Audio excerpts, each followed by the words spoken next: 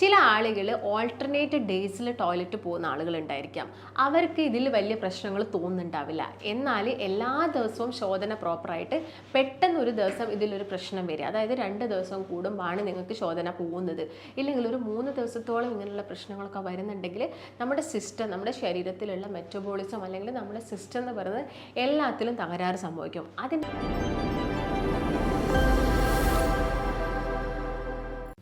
Hi ma'am, ഇന്ന് പല ആളുകൾ അനുഭവിക്കുന്ന പ്രശ്നമാണ് വയറ്റിൽ പോകുന്നില്ല എന്ന് പറയുന്നത്. അതായത് ഒരുപാട് മരുന്നുകൾ കഴിച്ചു നോക്കി, മരുന്ന് കഴിച്ചാൽ മാത്രമേ വയറ്റിൽ പോകുമായിരുന്നു ആദ്യം, പിന്നെ അതും പോവാതെ, അതായത് ആദ്യം ഒരു ദിവസം വയറ്റിൽ പോവാതെ പിന്നെ അത് ദിവസം കൂടി വരുന്ന ഒരു സിറ്റുവേഷനിലേക്കാണ് എത്തിയിട്ടുള്ളത്. അപ്പോൾ എപ്പോഴും നമുക്ക് അവർക്ക് അറിയണമെന്ന് വെച്ചാൽ, കാരണം വയറ്റിൽ പോയിട്ടില്ലെങ്കിൽ അന്നത്തെ ദിവസം ഭയങ്കര ഒരു ബുദ്ധിമുട്ടുള്ള ദിവസമായിട്ട് അവർക്ക് മാറാണ്. പിന്നെ അത് ദിവസങ്ങൾ കൂടാൻ തുടങ്ങിയ സമയത്ത് അവർക്ക് വളരെ ജോലിയിൽ ശ്രദ്ധിക്കാൻ പറ്റുന്നില്ല, ഭയങ്കര ക്ഷീണിച്ച ആ ഒരു ലെവലാണ് എന്ത് ചെയ്യുന്നത് അവർ പോയിട്ടുണ്ടായത്.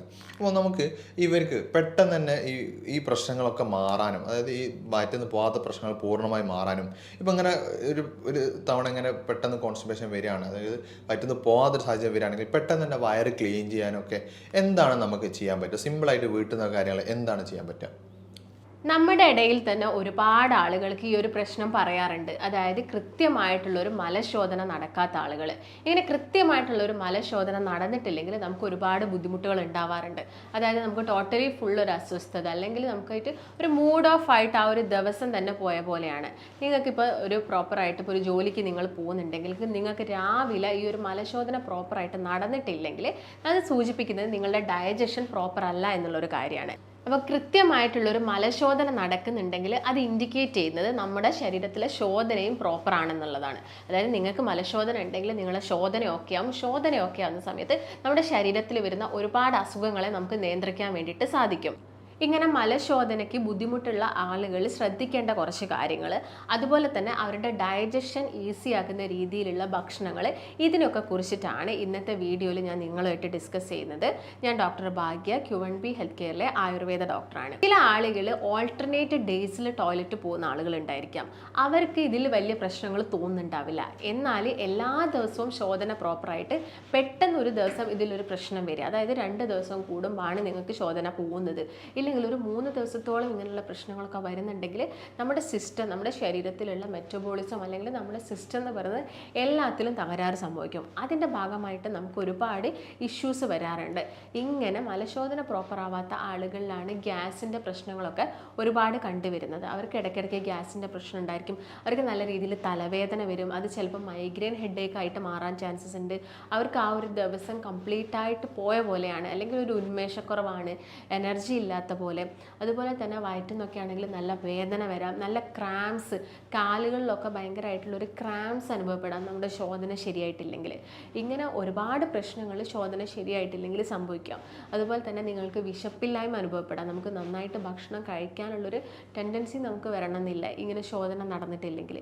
ഞാൻ നേരത്തെ പറഞ്ഞ പോലെ തന്നെ ഇപ്പോൾ ഇത് ചെറിയ കുട്ടികളിലാണെങ്കിലും വലിയ ആളുകളിലൊക്കെ ആണെങ്കിലും ഈ ശോധനയുടെ പ്രശ്നങ്ങൾ വരാറുണ്ട്. ഇന്നിപ്പം കുഞ്ഞുങ്ങളിലൊക്കെ ആണെങ്കിലും നമ്മൾ കൂടുതലായിട്ടും ഈ ബിസ്ക്കറ്റ്സും അതുപോലെ തന്നെ ചോക്ലേറ്റ്സൊക്കെ ഒരുപാട് കൊടുക്കാറുണ്ട്. അതിൻ്റെ ഭാഗമായിട്ട് ഇങ്ങനെയുള്ള പ്രശ്നങ്ങൾ വരാം. മുൻപത്തെ കാലങ്ങളിലൊക്കെ ആണെങ്കിൽ നമ്മൾ കൂടുതൽ കുഞ്ഞുങ്ങൾക്ക് വീട്ടിലുണ്ടാക്കുന്ന അടയോ അല്ലെങ്കിൽ ആവിയിൽ വേവിക്കുന്ന പലഹാരങ്ങളൊക്കെ ആയിരുന്നു ഒരുപാട് കൊടുത്തിരുന്നത്. എന്നാൽ ഇന്ന് നമ്മൾ അവരൊന്ന് കരയുമ്പോഴേക്കും നമ്മൾ ആ ഒരു ചോക്ലേറ്റ് വാങ്ങിയിട്ട് അവർക്ക് കൊടുക്കും. അങ്ങനെയാണ് നമ്മുടെ ഒട്ടുമിക്ക പാരൻസും ചെയ്യുന്നത്. അപ്പം അതിൻ്റെ ഭാഗമായിട്ടൊക്കെ കുഞ്ഞുങ്ങളിൽ ഈ കോൺസ്റ്റിപ്പേഷൻ വരിക, വിരശല്യം കൂടുതലായിട്ട് വരിക, കൃമിശല്യം വരിക, ഇങ്ങനത്തെ പ്രശ്നങ്ങളൊക്കെ കണ്ടുവരുന്നുണ്ട്. അപ്പോൾ നിങ്ങൾ മലബന്ധം വരുന്നതിൻ്റെ മുൻപ് തന്നെ നിങ്ങൾ കാര്യം മനസ്സിലാക്കേണ്ടത് നമ്മുടെ ഭക്ഷണത്തിലുള്ള മാറ്റങ്ങൾ കൊണ്ട് മാത്രമാണ് ഈ പ്രശ്നങ്ങൾ വരുന്നത്. അല്ലാതെ ചില ആളുകളുണ്ട്, ഭക്ഷണം കൊണ്ട് മാത്രമല്ലാതെ കോൺസ്റ്റിപ്പേഷൻ വരുന്ന ആളുകളുണ്ട്, അത് മറ്റൊരു കാറ്റഗറീസ് ആണ്. അപ്പം എന്തൊക്കെ കാരണങ്ങൾ കൊണ്ടാണ് ഇങ്ങനെ കോൺസ്റ്റിപ്പേഷൻ വരിക എന്ന് പറയുന്ന സമയത്ത്, ഒന്ന് നമ്മുടെ ഭക്ഷണത്തിൽ പ്രോപ്പറായിട്ടുള്ള വാട്ടർ കണ്ടൻസ് ഇല്ല, അല്ലെങ്കിൽ നമ്മൾ നന്നായിട്ട് നമ്മുടെ ബോഡി ഹൈഡ്രേറ്റ് ചെയ്യുന്നില്ല. മറ്റൊന്നെന്ന് പറയുന്നത് ഫൈബേഴ്സ് അഥവാ നാരുകൾ അടങ്ങിയ ഭക്ഷണങ്ങൾ നമ്മൾ കൂടുതലായിട്ട് കഴിക്കുന്നില്ലെങ്കിൽ നമുക്ക് കോൺസ്റ്റിപ്പേഷൻ വരാനുള്ള ചാൻസസ് ഉണ്ട്. അതുപോലെ തന്നെ നമ്മൾ വളരെ ഡ്രൈഡ് ആയിട്ടുള്ള ഫുഡുകളാണ് കണ്ടിന്യൂസ് ആയിട്ട് ഒട്ടുമിക്ക ദിവസങ്ങളിലും കഴിക്കുന്നത്. ചിക്കൻ നന്നായിട്ട് വറുത്ത് കഴിക്കുന്നു, അല്ലെങ്കിൽ ചിക്കൻ്റെ മറ്റൊരു ഫോമായിട്ട് അൽഫാം പോലെയുള്ള ഫുഡുകളൊക്കെ കഴിക്കുന്നുണ്ടെങ്കിൽ അതിൽ വാട്ടർ കണ്ടൻസും കാര്യങ്ങളും കുറവാണ്. അത് നമ്മുടെ ബോഡിയിൽ എത്തിയിട്ടില്ലെങ്കിലും നമുക്ക് കോൺസ്റ്റിപ്പേഷൻ പോലെ പോലുള്ള പ്രശ്നങ്ങൾ വരാനുള്ള ചാൻസസ് ഉണ്ട്. അതുപോലെ തന്നെ മറ്റൊരു കാരണം എന്ന് പറയുന്നത് കോൺസ്റ്റിപ്പേഷൻ, എന്തെങ്കിലും അസുഖത്തിൻ്റെ ഭാഗമായിട്ട് നമുക്ക് കോൺസ്റ്റിപ്പേഷൻ വരാം. അതായത് ഇപ്പം തൈറോയിഡിൻ്റെ എന്തെങ്കിലും പ്രശ്നങ്ങളുണ്ടെങ്കിൽ നിങ്ങൾക്ക് ഇടയ്ക്കിടയ്ക്ക് കോൺസ്റ്റിപ്പേഷൻ വരാനുള്ള ചാൻസസ് ഉണ്ട്.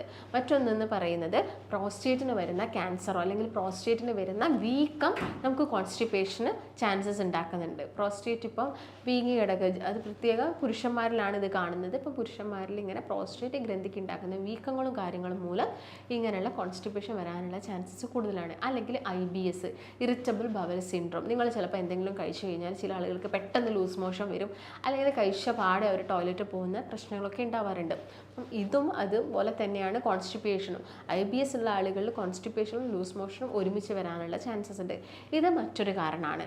അതുപോലെ തന്നെ പിന്നെ കണ്ടിന്യൂസ് ആയിട്ട് ഒരു 3 ദിവസത്തെ കൂടുതലൊക്കെ നിങ്ങൾക്ക് കോൺസ്റ്റിപ്പേഷൻ വരുന്നുണ്ടെങ്കിൽ ചിലപ്പോൾ അത് വൻകുടലിലുള്ള എന്തെങ്കിലും പ്രശ്നങ്ങൾ കൊണ്ടായിരിക്കാം.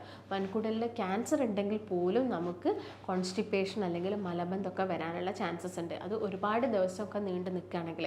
അതുപോലെ തന്നെ നമുക്കിപ്പോൾ എന്തെങ്കിലും ഒരു ഫീവറോ കാര്യങ്ങളോ കഴിഞ്ഞു, ഇപ്പം ഡെങ്കി ഫീവറൊക്കെ ഉണ്ടെങ്കിൽ നമ്മൾ അധികം കൂടുതലായിട്ടും ഫുഡൊന്നും കഴിക്കുന്നില്ല, അത് നമ്മൾ കൂടുതലായിട്ടും വെള്ളമാണൊക്കെ കുടിക്കുന്നതെങ്കിലും നമുക്ക് കോൺസ്റ്റിപ്പേഷൻ വരാൻ ചാൻസസ് ഉണ്ട്. അതുപോലെ തന്നെ നിങ്ങൾ മെഡിക്കേഷൻസ് കണ്ടിന്യൂസ് ആയിട്ട് കഴിക്കുന്ന ആളുകളാണെങ്കിലും ഇങ്ങനെയുള്ള പ്രശ്നങ്ങൾ വരാൻ കൂടുതൽ ചാൻസസ് ഉണ്ട്. അപ്പോൾ എന്ത് കാരണങ്ങൾ കൊണ്ടാണ് നിങ്ങൾക്കിത് വന്നതെന്ന് മനസ്സിലാക്കുക. നോർമലി നമ്മൾ കഴിക്കുന്ന ഭക്ഷണം ഡൈജഷൻ നടന്നതിന് ശേഷം നമ്മുടെ കുടൽ വഴി അത് മലാശയത്തിലെത്തുകയാണ് ചെയ്യുന്നത്. മലാശയത്തിലെത്തുമ്പോൾ അത് മലം രൂപത്തിലായിട്ട് ഫോം ചെയ്യുന്നു. അപ്പം ഈ വരുന്നൊരു പാസേജിൽ നമ്മുടെ ഫുഡ് ഡൈജഷൻ കഴിഞ്ഞതിന് ശേഷം അതിൻ്റെ കൂടെ വെള്ളം കൂടി ഇറങ്ങി വരുന്നുണ്ട്. അപ്പോൾ നമ്മുടെ ബോഡിയിലോട്ട് ശരീരം വലിച്ചെടുക്കുന്നത് വെള്ളം കുടലിൽ നിന്നും അതുപോലെ തന്നെ മലാശയത്തു നിന്നൊക്കെയാണ്. അതുകൊണ്ടാണ് നമ്മൾ ഭക്ഷണം കഴിക്കുമ്പോഴൊക്കെ നന്നായിട്ട് വെള്ളം കുടിക്കാൻ വേണ്ടിയിട്ട് പറയുന്നത്. അതുപോലെ തന്നെ കോൺസ്റ്റിപ്പേഷൻ വരാതിരിക്കാൻ വേണ്ടിയിട്ട് നിങ്ങൾ ഭക്ഷണം നന്നായിട്ട് ചവച്ചരച്ച് കഴിക്കാനും കൂടി ശ്രദ്ധിക്കുക.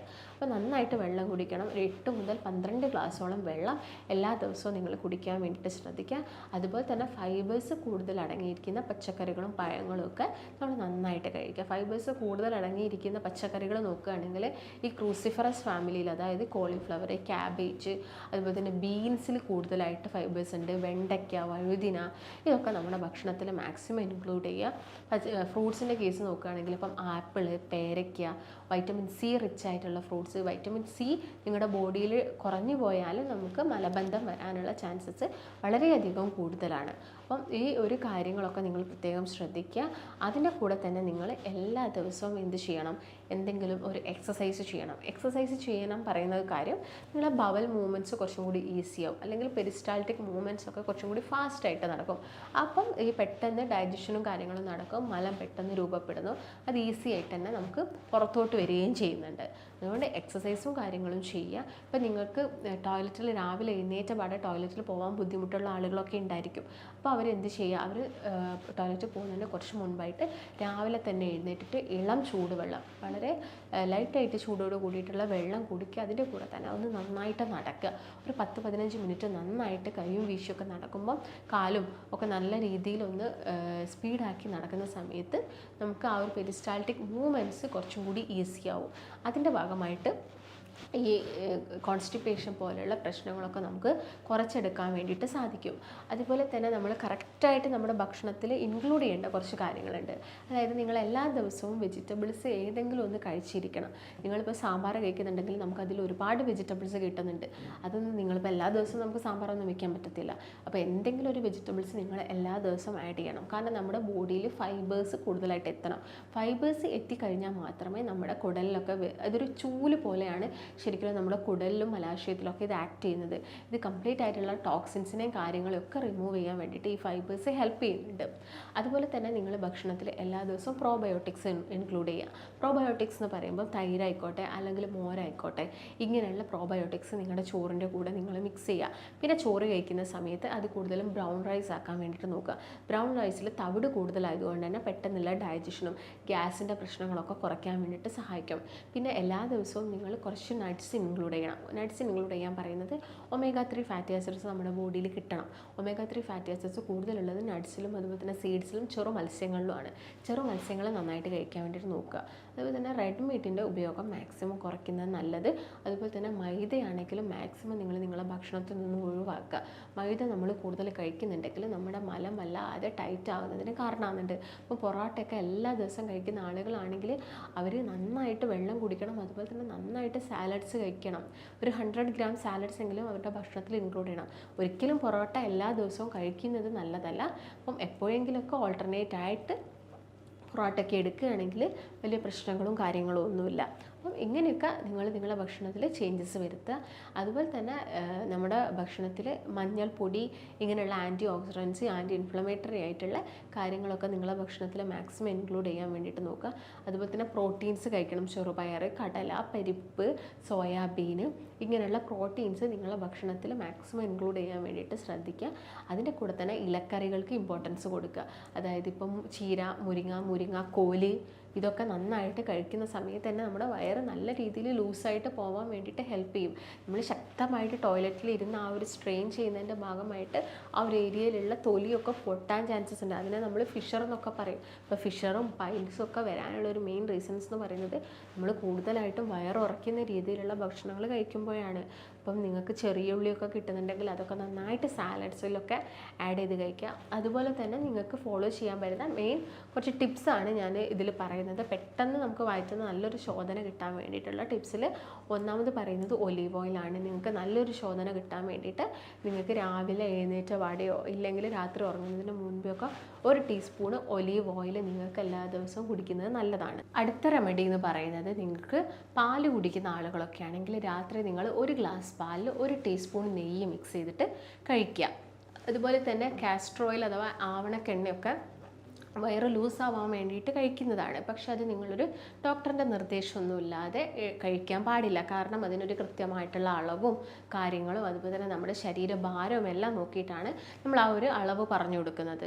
മറ്റൊന്നെന്ന് പറയുന്നത് നമുക്ക് എല്ലാവർക്കും അറിയുന്നതാണ് ഉണക്കമുന്തിരി നിങ്ങൾ തലേ ദിവസം രാത്രി വെള്ളത്തിലിട്ട് വെച്ചിട്ട് ആ ഒരു വെള്ളവും മുന്തിരിയും കൂടി ഒരുമിച്ച് കഴിക്കുക.